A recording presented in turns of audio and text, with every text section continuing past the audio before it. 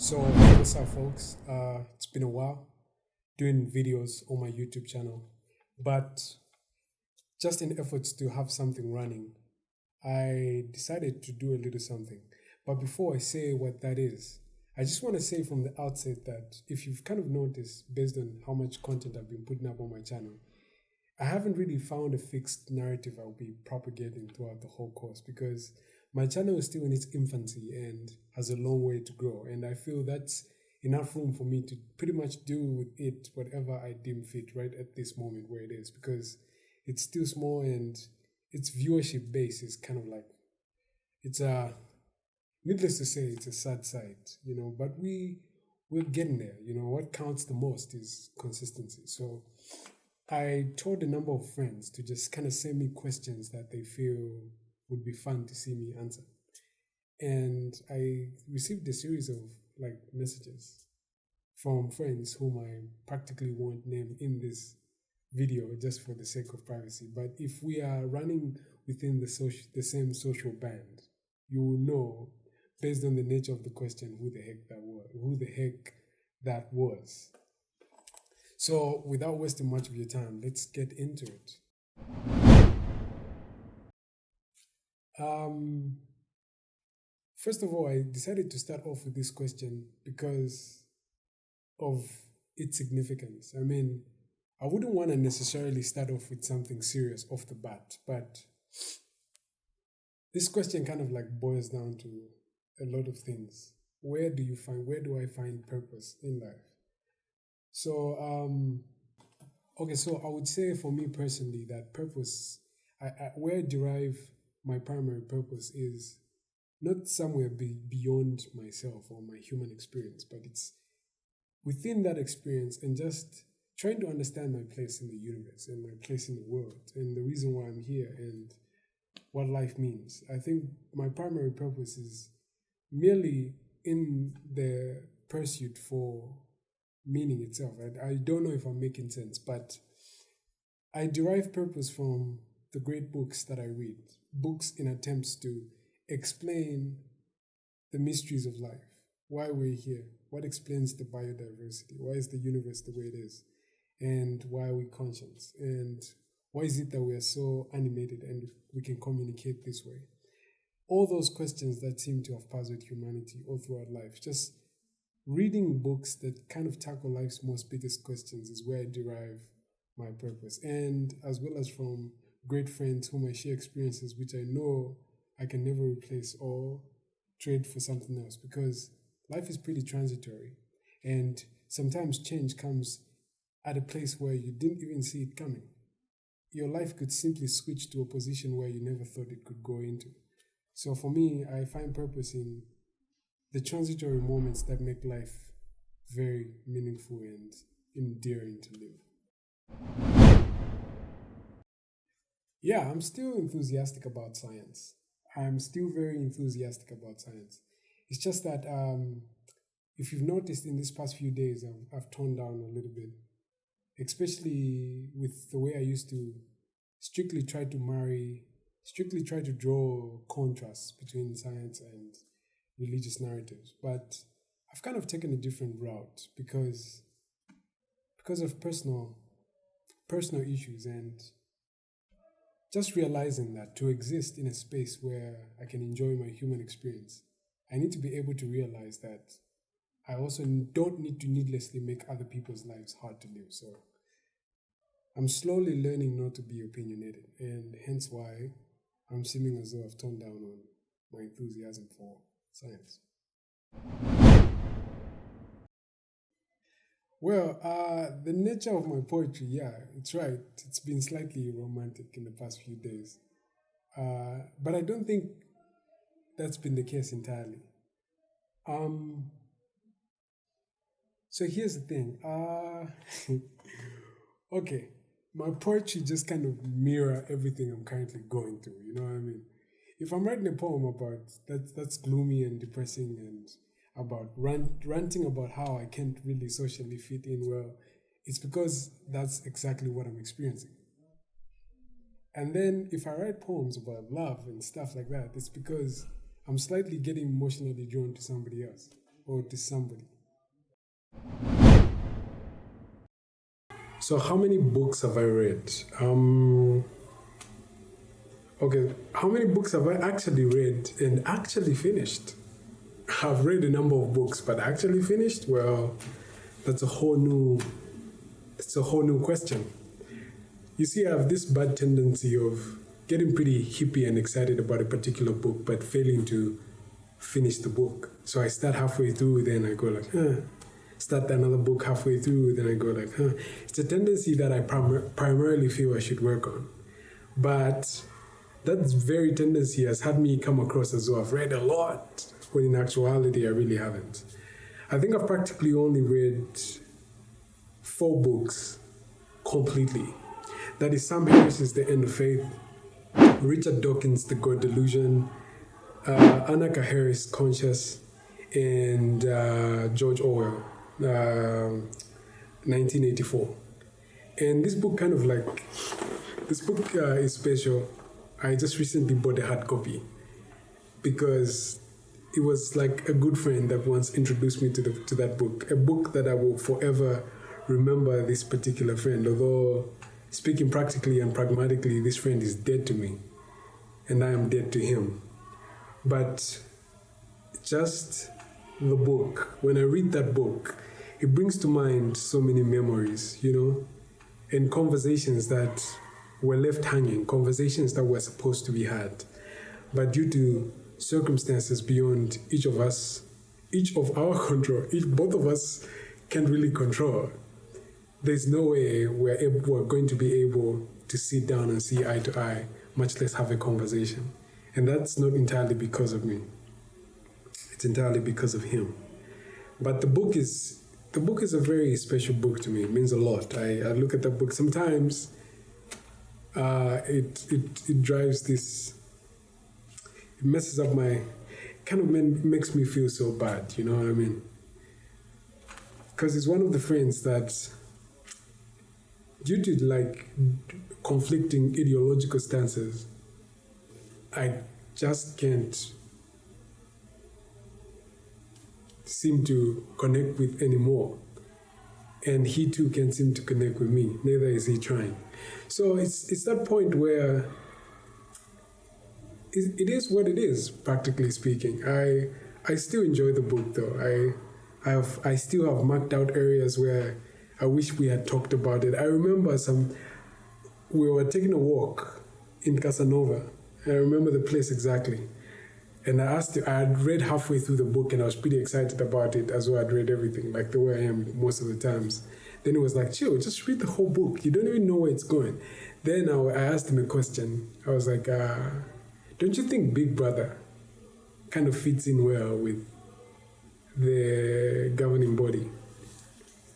Then he just smiled and said, I'm not sure.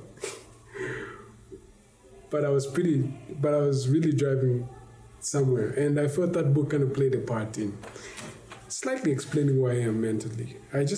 Sometimes I'm in shock that it doesn't really translate it the way I see it. Because he was seeing Twitter there and the internet and stuff like that. I don't remember what he said exactly. But yeah, so I've only read 4 books completely, but I've read a number of books halfway through. Yeah. Books which are still piled up and waiting for me to finish. Yeah. Oh, and by the way, I've also read Michael Shermer's book, Why Darwin Matters. That's the book that kind of made me see the validity of evolutionary biology. So yeah. I think poetry is what is more, between rap and poetry, I think poetry is what's more important to me, primarily because poetry has this certain formal aspect to it as opposed to rap. Rap kind of makes you come across a certain way. Its nature kind of forces you into a particular stereotypical box. You're a rapper. You know what I mean? Yeah, and due to varying circumstances in my life, I just can't risk coming across as the rapper. You know what I mean? I'd rather come across as a poet. Poetry has a formal aspect to it, and it's more noble. looked at through the lens of academia. I can present poetry pretty much everywhere. Yeah, and I would say I prefer poetry as opposed to rap.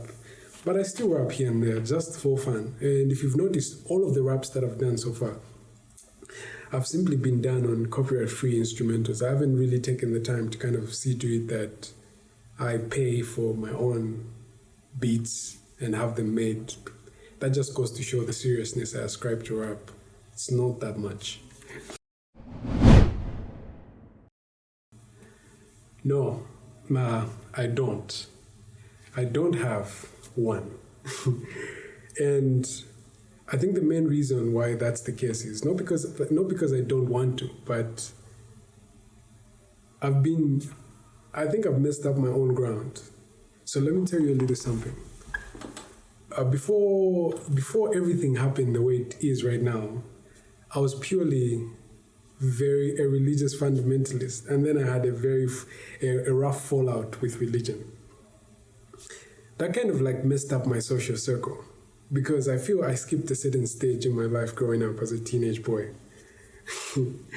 Yeah, I didn't do exactly what normal teenage boys do and how they socialize with the opposite sex. And I feel now in my adult years, it's kind of like coming to bite me in the back. I'm like really failing to properly and socially and psychologically just connect with these people. I try, you know what I mean? But it always fails. It always hits the wall. Sometimes it's not because of me, but I don't know. It's like I cast this skeptical eye, or I make them feel slightly skeptical of what I'm able to bring to the table. When I'm not even really questionable. I'm just a normal person. You know what I mean? So I've been struggling because of that, and that kind of explains a lot. So it's been rough, you know what I mean? It's been really rough. Yeah.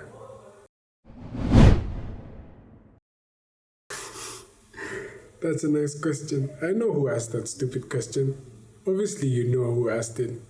But it's really not stupid. It's a serious question. So yes, I do. Sometimes, you know what I mean? Okay, no, most times.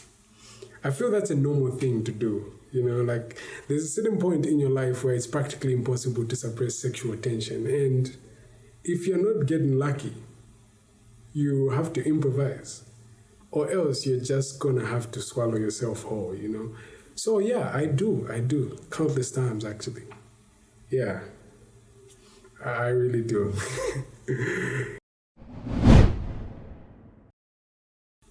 Is there something I would like to change about myself? I would like to change the fact that sometimes I struggle to compromise, especially for opinions or ideas that I feel are so patently true. You know, I struggle to compromise, and even if the compromise means maintaining certain friendships, I just don't do it. So that's something I would really like to change about myself. I'm not really proud of how I act sometimes. I come across as very inconsiderate and condescending. So I'd really like to change that. I would really like to learn how to compromise and learn to extend an olive branch to other people and take what they take seriously with equal importance. So yeah. Where do I see myself a few years from now? Well, I'm obviously going to be probably rich. Yeah, that's not really an aspiration. That's just a fact I will aim to work towards in order to actualize as a fact. So yeah, that question always gives me a pause because I haven't really sat down to think about where my life is going or where I see myself to be. Yeah.